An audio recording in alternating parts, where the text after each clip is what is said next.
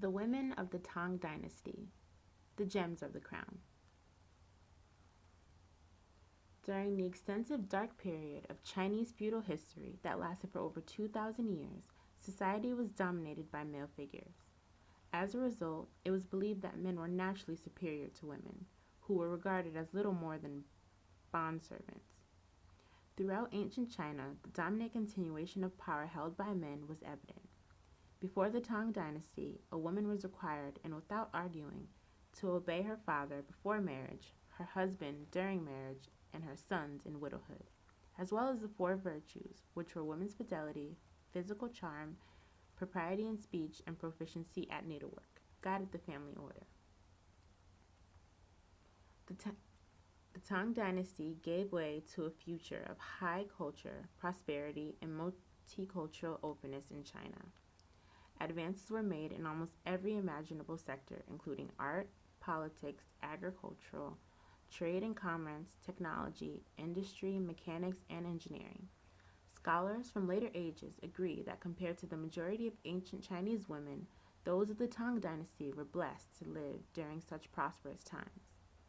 In short, what better dynasty than the Tang to zoom in on the lovely ladies of China? At its peak, advanced productivity and a strong economic basis were also reflected in the fields of philosophy, art, social ethics, and most significantly, female social status. Women of the Tang Dynasty were fortunate to live at a time characterized by open mindedness and liberal ideas. It was a time of relative freedom for women. They did not bind their feet, nor did they lead submissive lives. It was a time in which a number of exceptional women contributed in areas of cultural as well as politics. During the Tang Dynasty, the silk industry developed rapidly,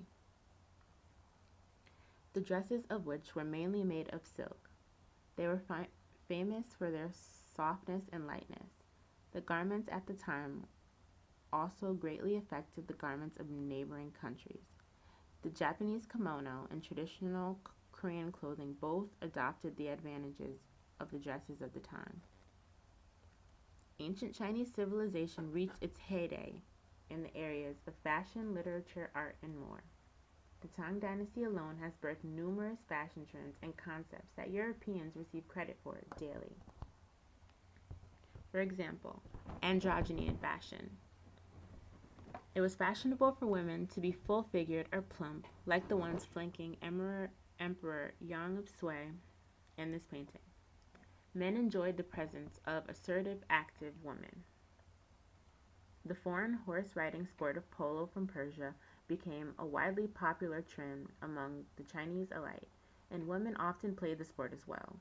In doing so, they dressed in the same attire as the men. This included the casual loose riding pants and extravagant mid-length Harajuku-styled robes. To draw back and interrelate a bit, in the West, much later than the Tang Dynasty, of course, you could actually identify the state of the economy based on the length of the garments worn by women. The image on the left is of an English woman in the early 1500s. By observing her attire, I am able to tell the economy was highly unstable. The longer the hem, the more reserved the woman is. The more reserved the women were, the harder the times and the lower the economy. Versus the image on the right, of the woman in the early 1900s, when the economy was booming. Her hemline is substantially higher, suggesting life was fair and she had plenty to show for it. Very much like these later Western revelations, you can also draw certain conclusions from the Tang Dynasty by simply observing the way women were depicted in ancient paintings.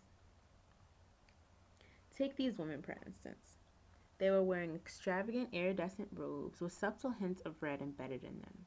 By observing this, I am able to tell that they were both from a royal family of some sort.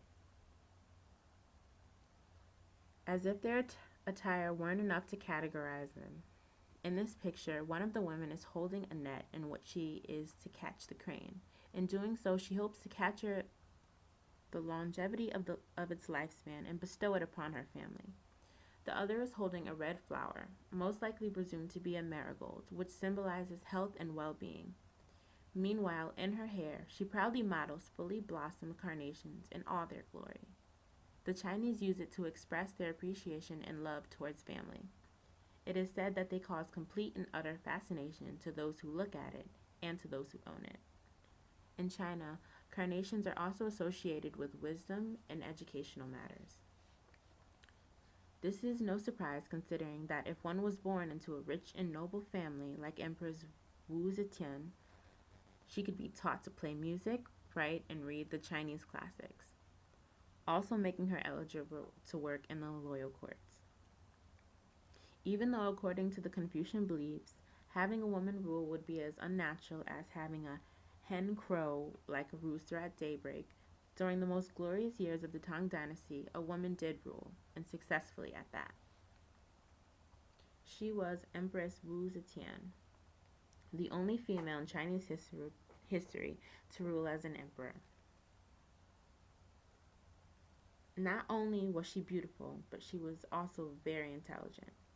To some, she was an autocrat, ruthless in her desire to gain and keep power. To others, she was a woman doing a man's job, simply doing what she had to do, and acted no differently than most male emperors of her day. They also note that she managed to effectively rule China during one of its more peaceful and culturally diverse periods. In order to challenge Confucian beliefs against rule by women, Wu began to campaign to elevate the position of women. She had scholars write biographies of famous women and raised the position of her mother's clan by giving her relatives high political posts. She said the ideal ruler was one who ruled like a mother does over her children. In spite of her ruthless climb to power, her rule proved to be highly effective. To this very day, she is proved to be one of the most legendary and controversial figures in Chinese history.